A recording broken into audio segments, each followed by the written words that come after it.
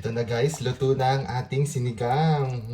Hi guys! Magluluto ako ngayon ng sinigang na baboy kasi nakita ko yung niluto ni Ate Rose na sinigang. Nainggit ako kaya magluluto rin ako dito ngayon. Ito, gagayatin ko lang itong mga ingredients natin. So meron ako ditong 4 na kamatis. Ayan. Guys, tingnan nyo itong nabili kong kangkong. Grabe kakaiba yung kangkong nila dito. Parang nakwento ko na to deep before Ayun no. Mas marami yung tangkay niya kaysa dun sa kanyang dahon. Mas mahilig ako sa ganito sa dahon. Yung dahon niya parang ganito pahaba. Tapos ang unti lang.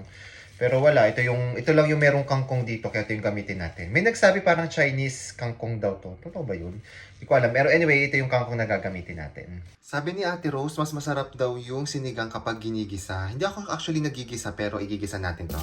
So ayan, sibuyas. Ayan, puti at saka red yung ginamit ko kasi yan yung meron ako.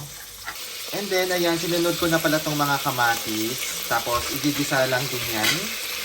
Halo-halo lang. Ayan, pag ganyan na itsura niyan, pwede na natin ilagay yung mga baboy. Pork belly pala tong gagamitin ko. Mga 1 kilo. And after a while, pwede na natin lagyan ng pampalasa. Nilalagyan ko siya ng patis. Ito, tansya-tansya lang. And then, lagyan na natin ng tubig. Ito, tansya lang din. Tapos, takloban natin siya and hayaan nating lumambot yung karne. Siguro mga 30 minutes tapos check natin. Ayan guys, pag medyo malambot na yung karne natin, pwede na natin ilagay yung sinigang mix. Yung gabi yung gagamitin ko kasi gusto ko medyo malapot-lapot By the way, mga 45 minutes ko siyang pinakuluan. Tapos, tinusok-tusok ko yung baboy natin ng tinidor para malaman kung malambot na. And medyo malambot na siya, kaya yan. And then, una ko palang nilalagay itong sili. Sili pala to guys, medyo malaki lang tsaka iba yung itsura niya. Para gusto ko kasi medyo malambot yung sili natin. And then, nilagay na natin yung mga gulay. Ito muna, sitaw. Tapos, yung tangkay nung ating kangkong. Ayan, ang dami.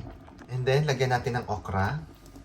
And yung last natin, yung dahon ng kangkong. So, ilagay lang natin dyan.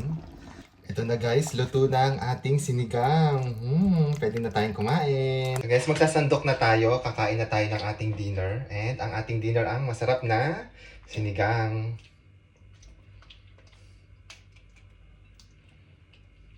Ito na guys, ang ating sinigang. Kain na po tayo. So, tikman na natin guys ang ating nilutong sinigang. Actually, nakuha ko lang to kay Ate Rose. Yung ginigisa muna yung baboy. Fairness, masarap. Wala may masarap. Kasi luto ko. So, kuha tayo ng karne at saka ng gulay. Ayan guys, kain na tayo. First bite.